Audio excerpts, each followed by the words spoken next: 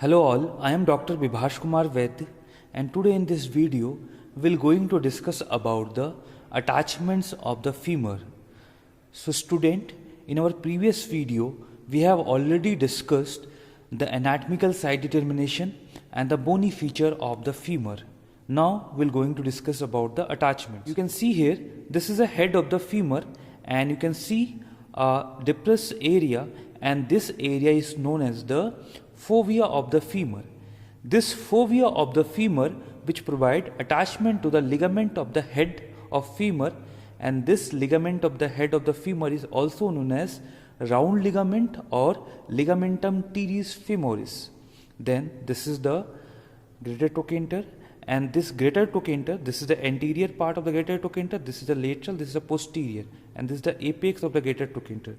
So this apex of the greater trochanter which provide attachment of the piriformis muscle. So here we have attachment of the piriformis muscle. Then here this is the anterior part. So lateral anterior part of this greater trochanter which provide attachment or insertion of the gluteus minimus muscle. Over a medial surface you can see a rough impression. Over this rough impression we have an insertion of the obturator internus and two gemelli. Then obturator externus is inserted into the trochanteric fossa. So here you can see this is a trochanteric fossa, this one, and over the trochanteric fossa we have a insertion or attachment of the obturator internus muscle. Then this is the lateral part of the greater trochanter, and this lateral surface of the greater trochanter which provide attachment of the gluteus medius muscle. Same, this is the posterior part, and over the posterior part we have attachment or insertion of the gluteus maximus muscle. So this is about the attachment over the greater trochanter of the femur. Now this is the lesser trochanter of the femur. Over the tip of the lesser trochanter we have a attachment or insertion of the psoas major muscles, and over the base of this lesser trochanter here we have a insertion of the iliacus muscle. Then the smooth posterior surface, this part, this smooth posterior surface of the lesser trochanter is covered by a bursa that lie deep to the upper horizontal fiber of the adductor magnus muscle. Now this is the intertrochanteric line, and this intertrochanteric line which provide attachment to the capsular ligament of the hip joint and attachment to the upper band of the iliofemoral ligament, its upper part. Over the upper part we have attachment of the upper band of the iliofemoral ligament, and it also provide attachment of the lower band of the iliofemoral ligament in its lower part here. And this intertrochanteric line, the upper part of the intertrochanteric line, this part which provide origin of the highest fiber of the vastus lateralis. Here we have a origin of the highest fiber of the vastus lateralis muscles, and same below we have a origin of the highest fiber of the vastus medialis muscle. So upper part which provide origin of the highest fiber of the vastus lateralis, and this lower part which provide origin of the lower or highest fiber of the vastus medialis muscle. Then you can see here posteriorly we have a quadrate tubercle which present on the intertrochanteric crust, and this quadrate tubercle which receive the insertion of the chordatus femoris. Here we have a insertion of the chordatus femoris muscles. So this is about the attachment over the upper end of the femur. Now we are going to discuss about the attachment on the shaft of the femur. So this is the shaft of the femur. Vastus intermedius which arise from the upper 3/4 of the anterior and the lateral surface. Here you can see the vastus intermedius muscle which origin from the upper 3/4 of the anterior as well as the lateral surface of the shaft of the femur. Then you can see here the articular genu which arise just below to the vastus intermediate. So this is the vastus intermediate, and here we have a origin of the articular genu. Then lower 5 centimeter of the anterior surface are relatively suprapatellar bursa. So here this part which related to the suprapatellar bursa.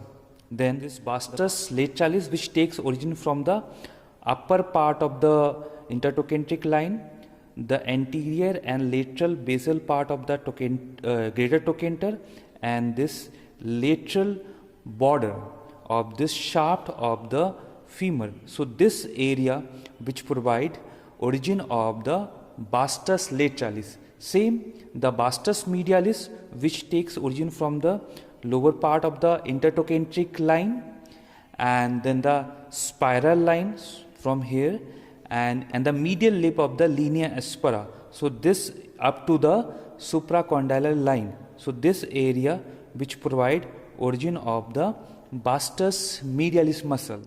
Then the medial, this medial and the popliteal surface are bare except for the little extension of the origin of the medial head of the gastrocnemius. Here we have a origin of the medial head of the gastrocnemius and to the medial part of the popliteal surface.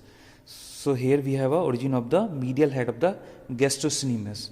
You can see here this is the linea aspera, and the adductor longus muscle is insert along the medial lip of the linea aspera. So as we have already discussed, this linea aspera has two lips. One is a medial lip, another is a lateral lip. So over the medial lip we have a attachment of the adductor longus, and this adductor longus which attach over the medial lip between the vastus medialis and the adductor brevis. So here we have attachment of the adductor longus muscle.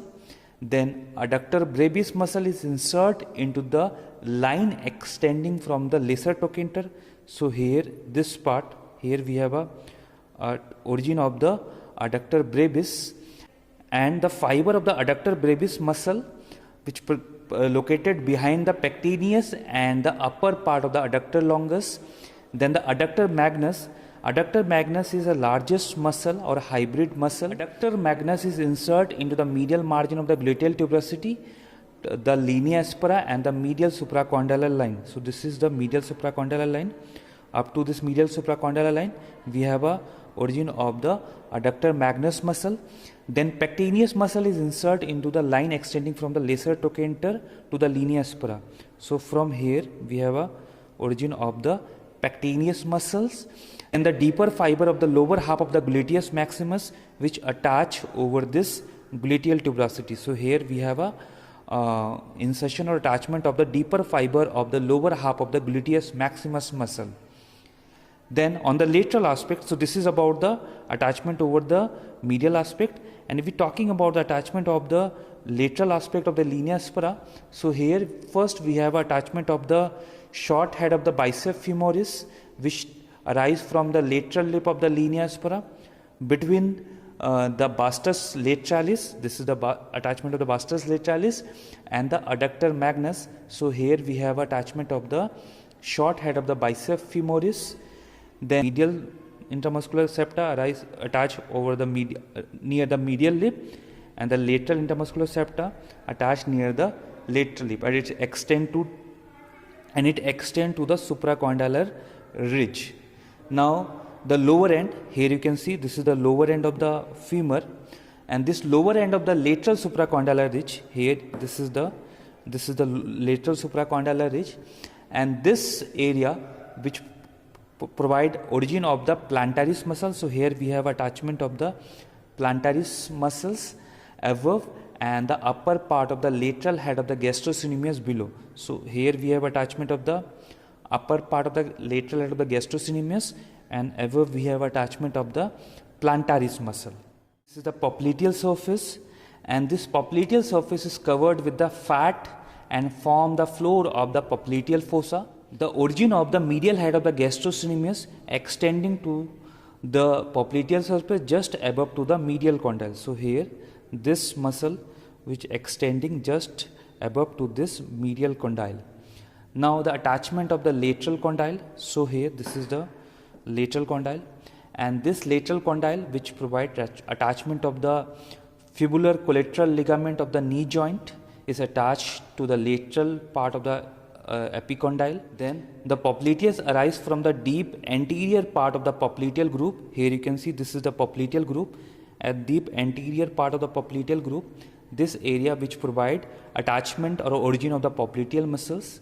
When the knee is flexed, the tendon of the when the knee is flexed, the tendon of this muscles lies in the shallow posterior part of the groove. So this is, you can appreciate here, posteriorly it is shallow grooved. The muscular impression near the lateral epicondyle gives origin to the lateral head of the gastrocnemius. So here we have a origin of the lateral head of the gastrocnemius. Now the attachment of the medial condyle. So this is the medial condyle.